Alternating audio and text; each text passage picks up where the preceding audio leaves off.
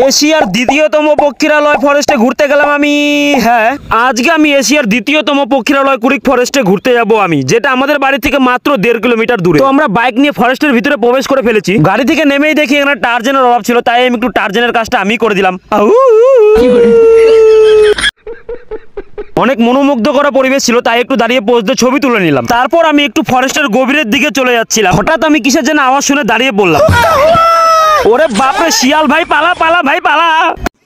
তারপর আমি ওখান থেকে জায়গা চেঞ্জ করে অন্য জায়গায় গেলাম ঘুরতে, জঙ্গলের মাঝখান। তারপর আমি ভিতরে একটা মন্দির দেখতে পেলাম। মাগো, আমার 1 লাখ সাবস্ক্রাইব তাড়াতাড়ি করে দাও মা। তারপর আমি ওখান থেকে গিয়ে ফরেস্টের ভিতরে ঢুকে পড়লাম। ওখানে গিয়ে দেখলাম যে একটা নদী যাচ্ছে ফরেস্টের মাঝখান দিয়ে, দেখতে খুব ভালোই লাগছিল। আর আমাদের এই ফরেস্টটা দেখতে অনেক সুন্দর আছে। যারা যারা এই ফরেস্টে ঘুরতে আসতে যাও তারা কমেন্ট করো। এই গাছটা দেখে আমার খুব ভালো লেগেছে, কারণ প্রাকৃতিক জিনিস অনেক সুন্দরই হয়। তারপর আমি ফরেস্টের আরো ভিতর দিকে চলে যাচ্ছিলাম। আমি ততক্ষণে ভিতরের দিকে যেতে থাকি। তোমরা এরকম ভিডিও দেখার জন্য ভিডিওটাকে লাইক, চ্যানেলটাকে সাবস্ক্রাইব করো।